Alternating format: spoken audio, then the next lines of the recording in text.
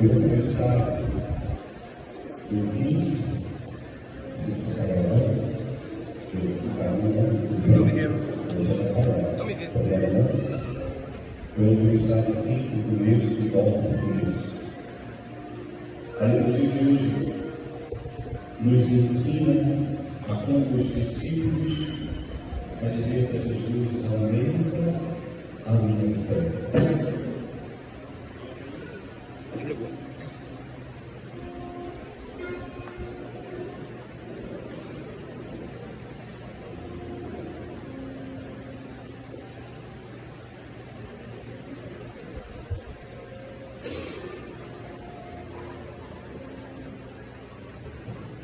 Acredito que vocês colocaram que já falaram aqui 5 mil, é verdade? Mas não precisa falar no microfone e lá fazendo que não tem a pregação. Mas eu ainda não conheço ultimamente de conversar, mas vou dizer algo sobre você e também algo sobre mim. O que eu vou dizer agora eu estou dizendo sobre mim e provavelmente vai significar para você. Nós não precisamos saber aumentar a nossa fé. A gente pede a Deus para dar isso, a gente pede a Deus para dar aquilo, a gente pede a Deus para nos ajudar com um monte de coisa. Mas dificilmente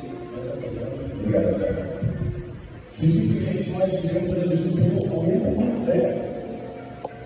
E olha esse filho. Olha o raciocínio. Se eu não peço para aumentar a minha fé, é porque eu acho que a minha fé já é grande. E eles pecam. Porque ele diz: se a nossa fé fosse um tamanhozinho de um grão de mostarda, diríamos a mulher: levante-te aqui e não se tornar em alegria. Então, se Jesus dizer que a nossa fé não é tamanho nem de um grão de mostarda, eu não sei se você já viu, nós chamamos assim de mostarda, quase não dá para ver, tem que olhar assim. Precisamos dizer a Jesus: aumenta a minha fé. Mas a gente não pede, a gente pede um monte de coisa. Mas a gente pede de pedir isso a Ele. Mas ainda, eu não sei se os senhores perceberam, mas a liturgia da palavra de hoje começou com um grande lamento. Não sei se os senhores perceberam isso. Na primeira leitura, a profecia de Abacuque era um profeta, e o que isso significa? Deus falava de Abacuque, e Abacuque anunciava para o povo. Então, significa que o profeta ele tinha intimidade com Deus. E aí Abacuque fez uma oração que eu ouço dizer: ele talvez não tivesse coragem. Olha a oração que Abacuque faz: Senhor, até quando clamarei sem alegrias? Até quando eu gritar a violência sem socorrer? Porque me fazes ver a iniquidade quando tu mesmo vês a maldade. Destruição e violência estão na minha frente. Venha a destruição e surge a discórdia. Abacuque não foi rezar e falou palavras bonitinhas. Quando ele foi rezar, ele rasgou o coração diante de Deus. Ele não chegou lá e falou: ó Deus glorioso, Deus santo, o Senhor é todo-poderoso. E mais ou menos orar assim, ele fala. Mas Abacuque, no momento de dificuldade, ele não teve vergonha de se desnudar na presença do Senhor. Um jeito parece que nós temos medo de Deus, como se Deus não nos conhecesse períodos. Mas o salmista, lá no Salmo 138, diz assim para nós: que o Senhor nos conhece, Senhor, vós nos sondais e conheceis, sabeis tudo de mim. A palavra nem chegou nos meus lábios, o Senhor já nos conhece. Então, não tenha medo, nem vergonha de se desnudar, de rasgar o seu coração na presença do Senhor. Muitas vezes nós temos medo, porque a gente pensa: o que Deus vai pensar de nós? O que Deus vai. Deus nos conhece muito bem. Então, a liturgia de hoje começa com um grande lamento. Ela diz: até quando o Senhor vai me deixar ver comigo? Vê se não parece que ela fez essa oração ontem de noite, antes de ir para a missão hoje. A gente acorda e é uma desgraça, a gente acorda e é uma guerra, a gente acorda e é uma maldade, a gente acorda e alguém que a gente chama para doente, a gente acorda e escuta uma notícia ruim. É assim também a nossa vida, queridos. Então nós temos a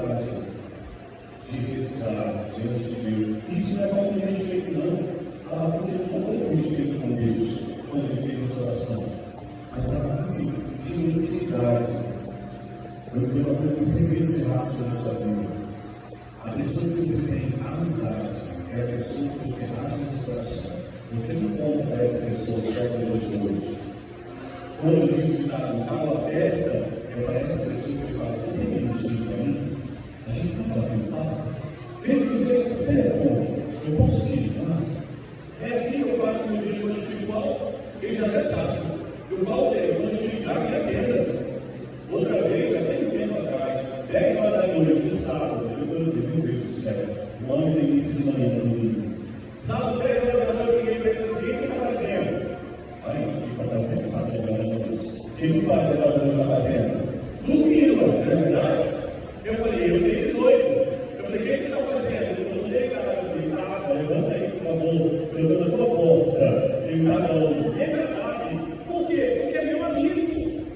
E diante do meu amigo, eu vou deixar o meu coração. Então não tenho medo de rasgar o coração diante de Deus. Isso não é falta de respeito, isso não é todo uma fé, não. Você está dizendo que Deus, eu preciso do Senhor. Fica comigo, como os discípulos de João disseram. Senhor, fica comigo, fica conosco, o dia termina. Então não tenho medo de clamar a Deus. Mas a liturgia continua. E aí, a primeira leitura nos mostra o lamento de Abacuque. Mas nessa mesma primeira leitura, Deus responde. Olha a resposta de Deus para Abacuque. Escreve esta visão. Estende seus dizeres sobre tábuas, para que possam ser lidas com facilidade. A visão refere-se a um prazo definido. Está entendendo isso aqui? A visão refere-se a um prazo definido, mas tende para um desfecho e não falhará. Se demorar, espera. Vocês estão acompanhando rápido? Eu estou falando rápido. Vocês estão acostumados comigo ainda, né? Eu estou falando rápido. Se estiver falando muito rápido, para, respira aí. Estou respirando. Tá bom? Vou tentar. Vai acompanhar? Sim ou não? Vamos acompanhar. Tá sim? Deus vai dizer para Abacuque, a promessa que eu tenho sobre a sua vida tem um prazo definido. Olha, essa é a certeza de Deus. A promessa que Deus tinha sobre Abacuque, sobre aquele povo. Está vindo para a gente acompanhar? Pode acompanhar. A visão refere-se a um prazo definido, mas tende para um desfecho que não falhará. Ei, para isso, meu Pai, a promessa que Deus tem sobre a sua vida não vai falhar. Não vai falhar. Mas fale, porque é muito difícil. Não vai falhar. Mas fale, eu não estou vendo a luz do fim do túnel. Não vai falhar. Mas fale, não vai falhar, meu filho. Não vai falhar. Mas você precisa entender. Quando espera, se demorar, espera. Qual é o nosso problema? Nós queremos do nosso tempo, do nosso jeito. Aí da zebra. O que Deus vai fazer do jeito dele, do tempo dele. Deus não vai fazer o nosso tempo, queridos, porque Ele é Deus. Ele vê além. Ele sabe muito. A nossa visão é limitadíssima, é limitadíssima. Só que na nossa concepção, para nós está tudo certinho. É igual criança. É igual criança. A criança, dentro do limite dela, ela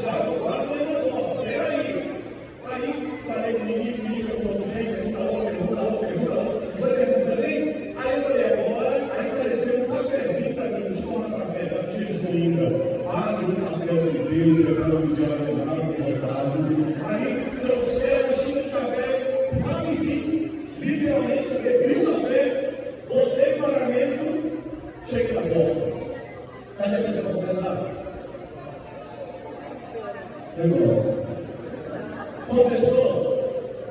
Por que não? É assim também. Eu quero confessar, pai. Eu quero confessar. Entendeu? Tá mandando piadinha pra mim. Vai rezar, meu lado. Será que eu não estou fazendo isso? Eu só estou mostrando que Deus às vezes não faz na nossa vida porque a gente não espera. E aí ele não vai fazer, não é porque ele não pode, porque ele não quer. É porque a gente não esperou. Então, queridos, espera que a promessa de Deus não falhará. Ela vai se cumprir na minha cultura. Ok, Pai, mas como é que ele espera? Lembrando o salmo institucional. Não fecheis de vosso coração ouvir a voz do Senhor. O coração fechado para Deus é fácil de identificar. Como se identifica para um coração fechado para Deus? Um coração fechado para Deus, ele quer ver para crer. Tem alguém na Bíblia assim, né? Viu Jesus, ei! A gente viu ele. Eu não estava aqui, eu só vou acreditar se eu colocar a mão nas marcas do. É um coração fechado para Deus. Um coração fechado para Deus é ver para crer. E um coração aberto para Deus confia e espera para ver e comprar. É comprar. Se o seu coração para Deus, se você não tiver isso que eu estou dirigindo, eu não vou acreditar no seu coração fechado. Mas se o seu coração está parado para Deus, é Senhor, eu ainda não te vejo. Eu ainda não toco no milagre, mas eu sei que a tua palavra vai suprir a minha vida. Então eu vou esperar, eu vou permanecer. Mas claro, como eu permaneço, aí São Paulo vem já aqui em cima de mim. Caríssimos, exorto-vos a reavivar a chama do nome de Deus e receber este ano de posição de Jesus. Padre, como é que eu reavivo essa chama da fé no meu coração? Sacramente. O que você está fazendo aqui? Sacramente. Confissão. Leitura da palavra. Vida de oração em casa. Você tem rezado em casa? É isso. E também, dizendo como os apóstolos: Senhor, aumenta. Quando foi a última vez que você rezou assim? Precisa de uma preocupada, não.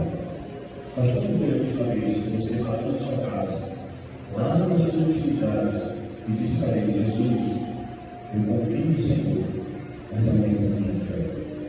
Agora, quando pensa comigo, os apóstolos, aqueles homens aí, andavam com Jesus, faziam refeição com o Senhor, dormiam debaixo do mesmo teto de Jesus, viram Jesus multiplicar o pão e o peixe, viram Jesus fazer o cego enxergar, viram Jesus fazer o paralítico andar, voltar a cama das costas e voltar para casa, viram Jesus, andar sobre a água, viram nosso Senhor tocar no caixão do filho da viúva de Naim e dizer para aquele menino: levanta e moleque voltou à vida.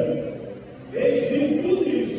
Eles viram Jesus acordar naquele barco, olhar para a tempestade e falar: cessa. E depois de verem tudo isso, olha a oração que aqueles homens fizeram: aumenta a nossa fé. Pai, pensa, se esses homens que experimentaram tudo isso tiveram a humildade de dizer ainda assim, por favor, aumenta a nossa fé. Porque nós não fazemos isso. É isso que eu estou falando, queridos. A gente só pede aquilo que a gente acha que não tem.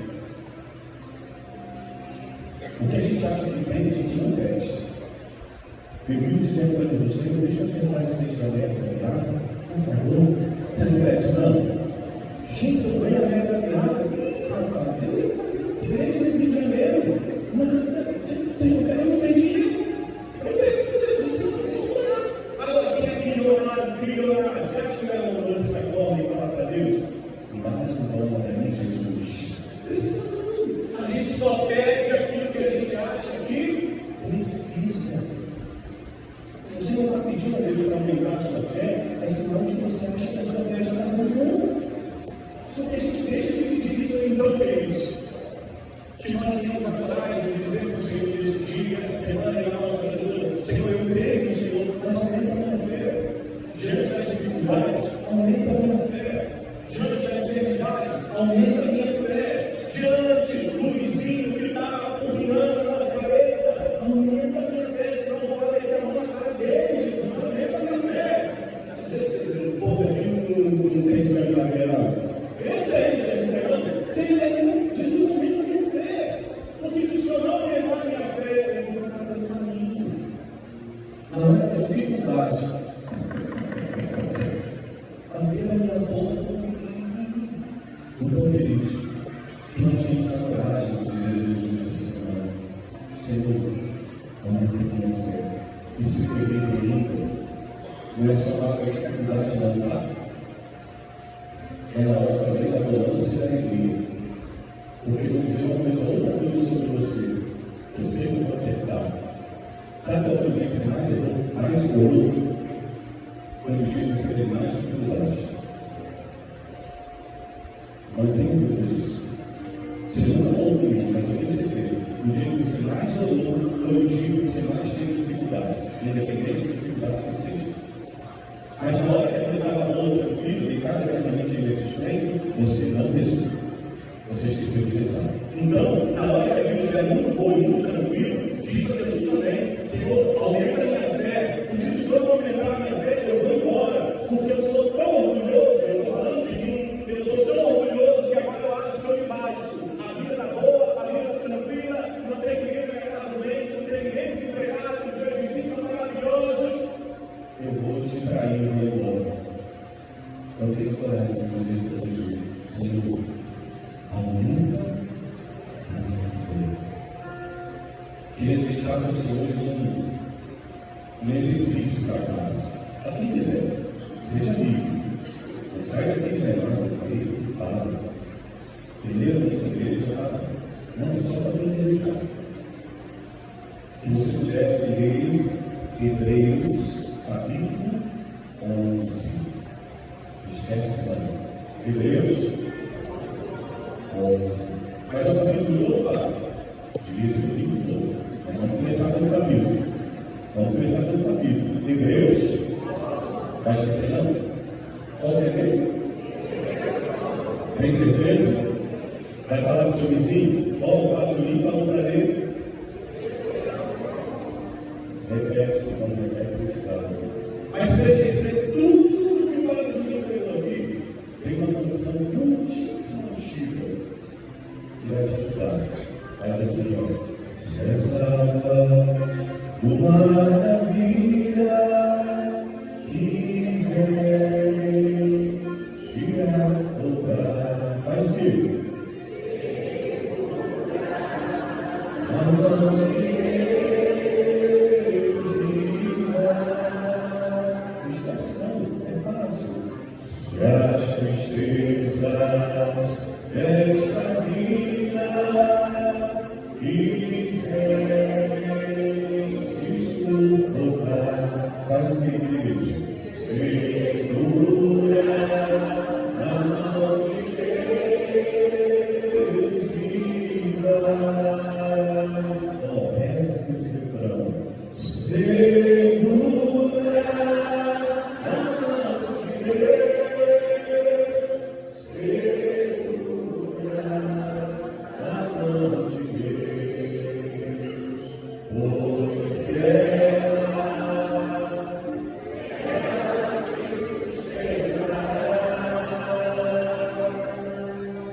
Pois ela não temas, seja adiante e não olhes para trás.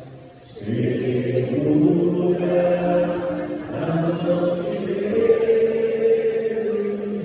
Deus e vai. Mas você pegou essa música para alguém? Recebeu?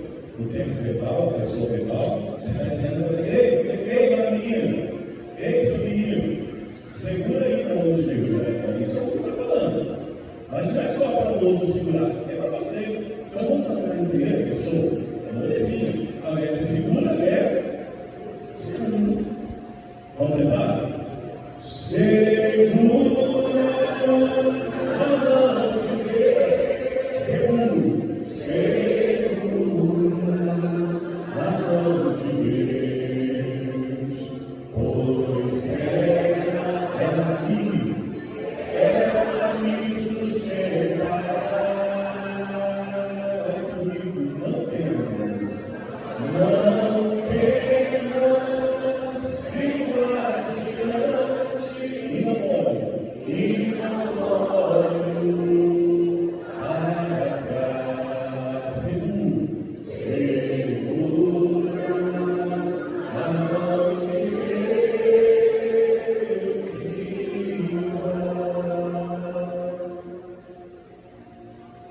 Para o Filho e ao Espírito Santo.